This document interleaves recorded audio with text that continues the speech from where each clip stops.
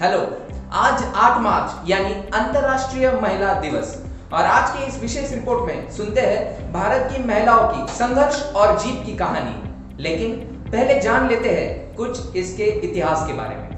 दरअसल अंतर्राष्ट्रीय महिला दिवस एक मजदूर आंदोलन से उपजा है। इसका बीजारोपण साल 1908 में हुआ था, जब 15,000 औरतों ने न्यूयॉर्क के शहर में मार्च निकालकर नौकरी में कम घंटों की मांग की थी। इसके अलावा उनकी मांग थी कि उन्हें बेहतर वेतन दिया जाए और मतदान करने का अधिकार भी दिया जाए। एक साल बाद सोशलिस्ट पार्टी ऑफ अमेरिका ने इस दिन को पहला राष्ट्रीय महिला दिवस घोषित कर दिया।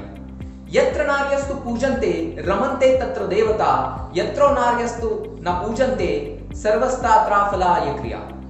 जहां स्त्री की पूजा होती है वहां देवता निवास करते हैं, और जहां स्त्रियों की पूजा नहीं होती, उनका सम्मान नहीं होता, वहां किए गए समस्त अच्छे कर्म निष्फल होते हैं। भारत में महिला शक्ति की मिसाल है चेन्नई की इंटीग्रल कोच फैक्ट्री की महिला शक्ति टीम, जो कि ट्रेन के कोचेस बनाती है।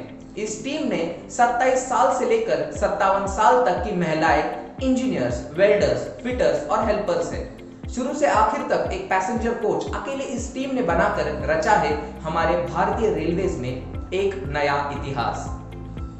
विश्व के सबसे ज्यादा महिला पायलट्स भारत में हैं। क्या आप जानते हैं कि हमारी आपकी कमाई, सेविंग्स जो हम बैंक में जमा करते हैं या जो हम लोन्स लेते हैं, वो टॉप बैंक्स जिन पर देश की अर्थव्यवस्था टिकी है, ज्यादातर बैंक्स का नेतृत्व भी महिलाएं करती है। इसरो की मंगलयान टीम की महिला साइंटिस्ट ने हमारे देश को मार्स पर पहुंचाकर हम सबका सर गर्व से ऊंचा कर दिया।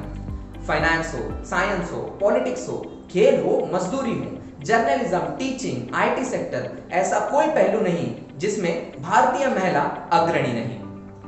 प्रेम माथुर भारत की पहली महिला कमर्शियल पायलट डेक्कन एयरवेज। एना चंडी भारत की पहली महिला हाईकोर्ट जज केरला हाईकोर्ट। सुचेता कृपलानी भारत की पहली महिला मुख्यमंत्री उत्तर प्रदेश।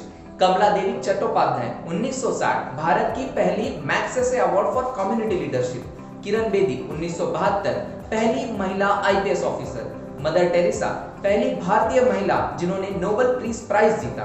बछेंद्री पाल पहली भारतीय महिला Mount Everest climber. Justice M Fatima पहली महिला सुप्रीम कोर्ट जज। प्रिया जिंदल 1992 भारत की पहली महिला आर्मी कैडेट। प्रतिभा पाटिल 2007 भारत की पहली महिला राष्ट्रपति।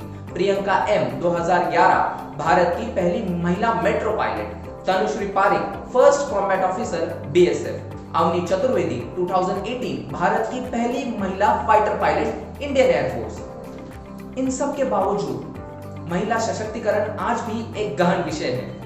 हमें नारी को शक्ति देनी चाहिए, हमें नारी को सम्मान, अधिकार देना चाहिए, वगैरह वगैरह बातें हम सुनते ही रहते हैं। तो क्या वाकई में भारत की नारी इतनी कमजोर है? इसके लिए हमें भारत के इतिहास को थोड़ा समझना जरूरी है।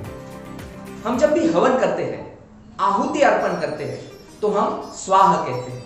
स्वाह अग्नि देवता की पत्नी का नाम था। अग्नि देवता की कोई भी आराधना उनके पत्नी के नाम के बिना पूरी नहीं हो सकती।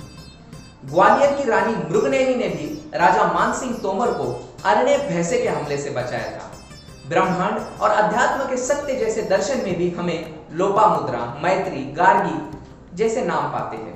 छत्रपति शिवाजी महाराज के जीवन में राजमाता जिजाऊ का योगदान कौन नहीं जानता। सीता ने भी बचपन में भारी भरकम शिवधनुष उठा लिया था। महाभारत के समय में औरतों को स्वयंवर द्वारा अपना पति चुनने का अधिकार था। अगर हम प्राचीन भारत की कला, सामाजिक व्यवस्था का अध्ययन करें तो हमें दिखता है कि न्याय, चिकित्सा, धर्म, खेती, सेना, शासन, लगभग हर संभव क्षेत्र में महिलाओं का न सिर्फ एक सशक्त योगदान रहा है, बल्कि उनका स्थान भी बहुत ऊंचा था। तो फिर सब कुछ क्यों और कैसे बदल गया? समय था 10वीं शताब्दी का और नाम था मोहम्मद बिन कासिम, जिसने हमला करके राजा दाहिर को मार दिया और उसकी पत्नी और बेटी को बंदी बना लिया। और वहीं से शुरुआत होती है सामाजिक जीवन में महिलाओं के पतन की। हारे हुए राजा की रानी और अन्य महिलाओं को बंदी बनाना, उनकी गरिमा के साथ खिलवाड़ करना, यह अगले 1000 वर्ष तक चला और इसी से जन्म होता है राजस्थान की जौहर प्रथा। मुगलों की तहजीब में औरतें जनान खाने के अंदर ही रहती थी, पर्दा करती थी। किसी मर्द के बगैर बाहर जा आ नहीं सकती थी। उनके मर्द एक से ज्यादा शादी भी कर सकते थे। उन्होंने हमारी औरतों को भी इसी दृष्टि से देखना शुरू कर दिया। हमारी महिलाएं भी पर्दा करने लगी, जौहर करने लगी, सती होने लगी। मुगलों के डर से पैदा होते ही लड़कियों का विवाह करने की शुरू हो गई प्रथा, और इसी से शुरू होती है बाल विवाह की पूर्व प्रथा।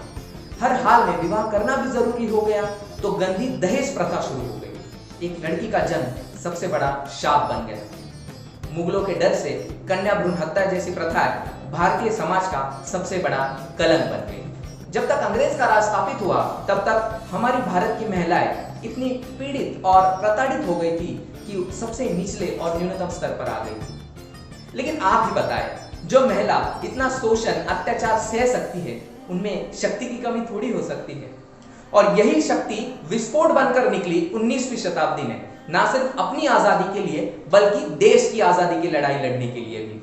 और इसी से शुरुआत होती है हमारे देश में भारतीय महिलाओं के अद्भुत योगदान की। हम सब जानते हैं कि 1857 में वो झांसी की रानी लक्ष्मीबाई थी जिन्होंने अंग्रेजों के खिलाफ युद्ध की शुरुआत की।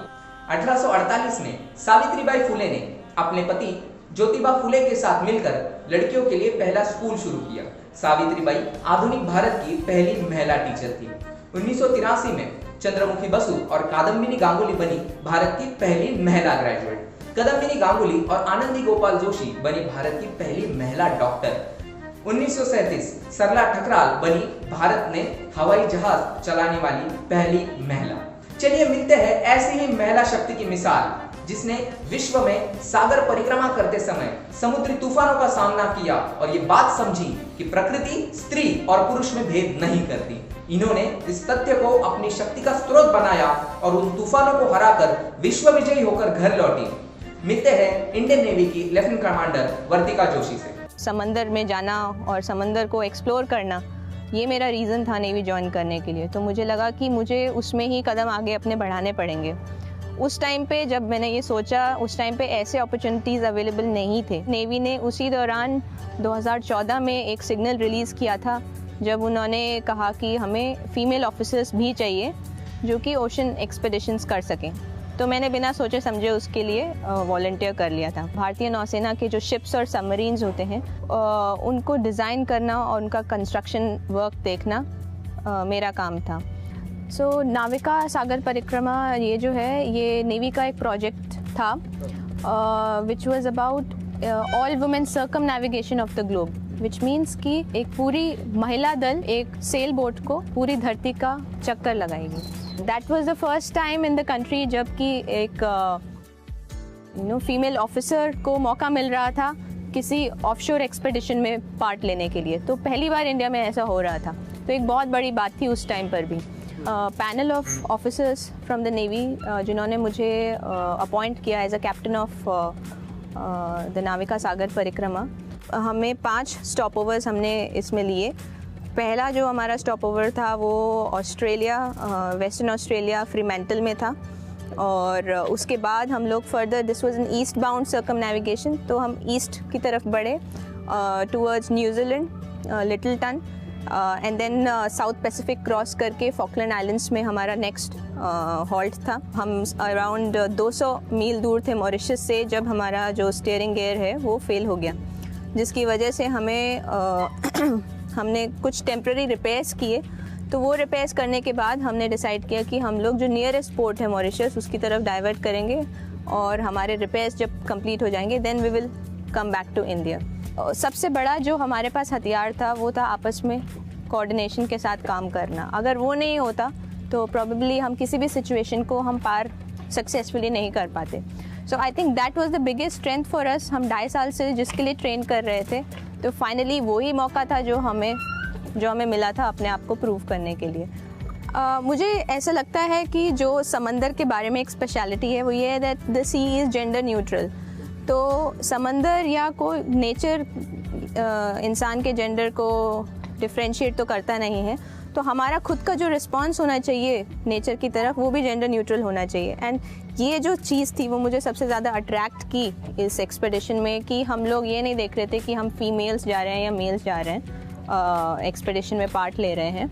जब हम लोग काम कर रहे होते हैं बोट पे तो हम ये नहीं सोचते कि हम एज अ फीमेल हम क्या करें, क्योंकि हमारे सामने जो भी चैलेंज आते हैं उसका हमें किसी भी तरीके से सामना तो करना ही पड़ेगा, और एक्सटर्नली कोई हमें हेल्प नहीं थी।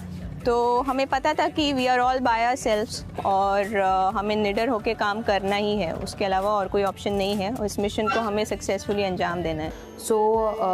इस अभियान को करके I don't know if we have bought empowerment to women, but we at least on a global platform we have shown what Indian women are capable of. सशक्तिकरण और सफलता, इन दोनों को हम एक विशेष दायरे में रखकर सोचते हैं। अगर आपकी लड़की पढ़ी लिखी है, या उसके पास मेडिसिन या इंजीनियरिंग जैसी बड़ी बड़ी डिग्रियां हैं, या वो एडवर्टाइजिंग, मार्केटिंग, कॉर्पोरेट, आर्मी जैसे बड़े बड़े प्रोफेशंस में काम करती है, तो वो सक्सेसफुल है, एम्पावर्ड है, लिबरेटेड है, प्रोग्रेसिव है। तो फिर वो महिला है जो अपने बच्चों का पालन पोषण कर उन्हें बड़ा करती है, जो अपने पूरे घर का ख्याल रखती है, जो अपने परिवार की प्यास मिटाने के लिए दूर कुएं से पानी भर लाती है, जो घर की सफाई से लेकर खाने बनाने तक सब काम करती है। उसका जीवन कैसा है?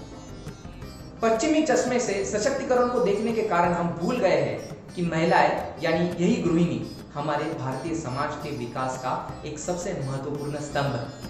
आखिर कौन है ये महिला?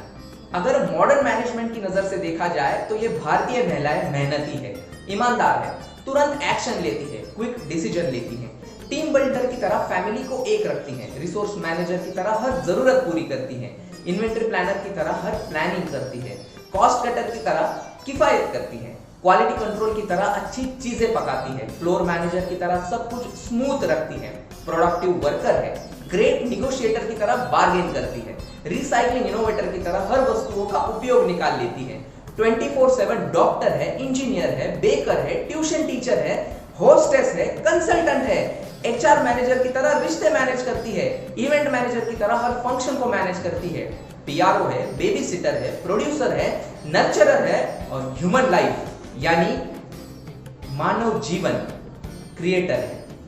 अंत में, नारी कहीं भी कैसा भी हो बोझ उठा सकती है। नारी कहीं भी कैसा भी बोझ उठा सकती है। वो सीता बन बेटों को लवकुश बना सकती है। अरे कमजोरी से मत नापना इनकी ताकत को तुम दोस्त, जिस हाथ में चूड़ियां है ना वो कल तलवार भी चला सकती है। भारत की महिला शक्ति को शतशाह नमन। अगली बार फिर मिलेंगे एक ऐसी ही अद्भुत कहानी के साथ। तब तक के लिए विदा लेता हूं। जय हिंद।